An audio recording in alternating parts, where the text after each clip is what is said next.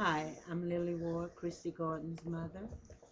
This is Tiara, her cousin, and this is her husband, Anthony Gordon.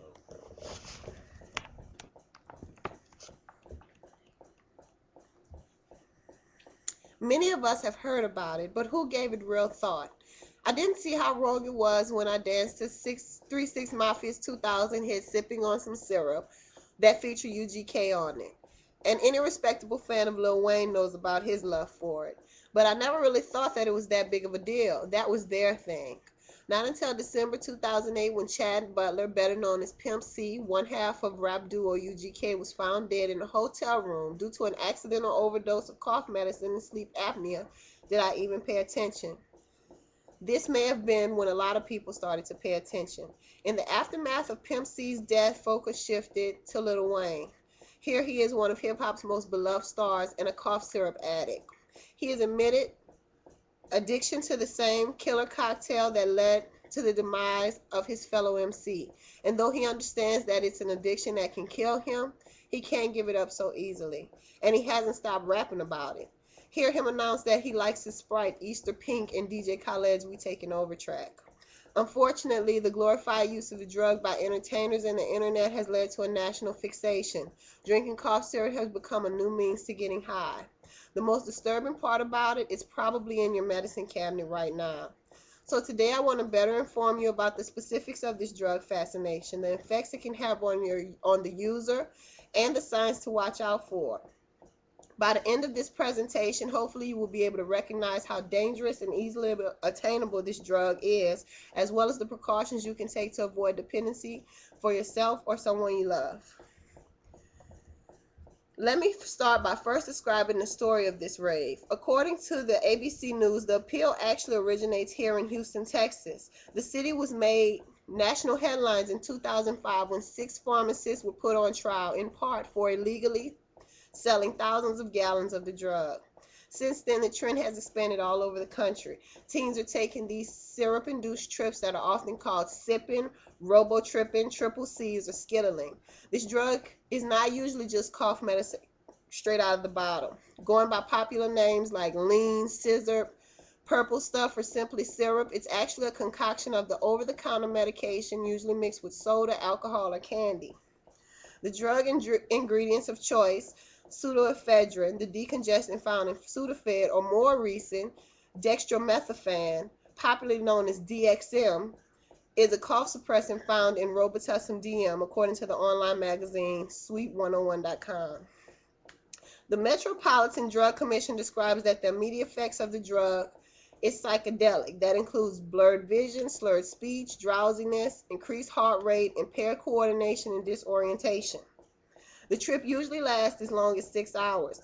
CBS reports that on YouTube, kids have recorded themselves during their trips. Some of the children are as young as 12 and 13. While these can seem entertaining and pleasurable for the teens and adults that are consuming them, the long-term effects are very dangerous. DXM taken in high doses can lead to addiction. The dependency is often accompanied by paranoia, panic, and apprehension. Most threatening of all, this abuse usually leads to abusing other drugs as well. Take the story of Misty Fetco, nurse and mother of two. 2 nights before her eldest son Carl went away to college, they had a long talk about his big day. They had a lot to be proud of. Carl was going on a scholarship he'd earned from Memphis College of Art. After the talk, she kissed him goodnight and told her that he loved her. That was the last time she heard from her son. The next morning, when she was walking past his car to walk the dog, she saw an empty cough syrup bottle in it. She ran to his room and found him not breathing. Immediately, her nursing mode kicked in, but it was too late. Her son was dead. What she tries to explain when she's telling this story is that she was a mom who was very involved in her kids' lives. The conversation she'd had with Carl the night before had been one of many. In fact, she'd known that he had experimented with marijuana and cough syrup in the past, but on both these occasions she confronted him. And when he explained that he was just experimenting and it wasn't an ongoing thing, she believed him. They had had a relationship where they could talk to one another. He explained that he wasn't doing any hard drugs and there was no need to worry. When the autopsy report came back, Carl had DXM, marijuana, and prescription narcotic in his system. She never found out where he got the narcotic from. What she did learn was that he kept an online journal. After reading it, she found that Carl had been drinking cough syrup for 2.5 years. He learned how to get high from it through the net and his friends.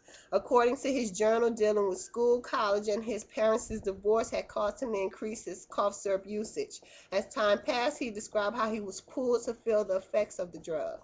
Misty feels like she never saw the signs. There were no needles, no powders, no smells, no large amounts of money being spent, none of the typical signs associated with the drug abuse, she explains. Had it not been for the online journal, she would have never known about this side of his life. So the big question is, how do you prevent the use of a drug that's legal, inexpensive, easy to get, and virtually invisible? Misty's advice is ask questions and not fear being a nuisance. I think those are definitely measures you'd want to take when it concerns someone you love, but there are many other precautions. Kids Health gives a list of actions. Lock the medicine cabinet or keep the over-the-counter medicines in a less accessible place. Avoid having excessive amounts of over-the-counter medications in the house. Keep track of how much is in the bottles or in the medicine cabinet. Pay attention to familiar meds and strange-looking meds. Watch out for drug-induced effects such as slurred speech, drowsiness, or poor coordination. Monitor teens' internet usage. Look out for strange websites concerning drugs, legal or illegal. The article goes on to explain that consuming large amounts of DXM can be as deadly as any drug sold on a seedy street corner. Cough syrups contain dependence-inducing drugs. They are addictive and have very harmful associations. Both adults and children alike are easily exposed to them. Lessons learned can often be too little too late, such as with the deaths of Chad Butler and Misty's son Carl. Cough syrup can be a predecessor to something more potent. Take these examples and suggestions with you. Understand that there is a real threat and there are measures that can be taken.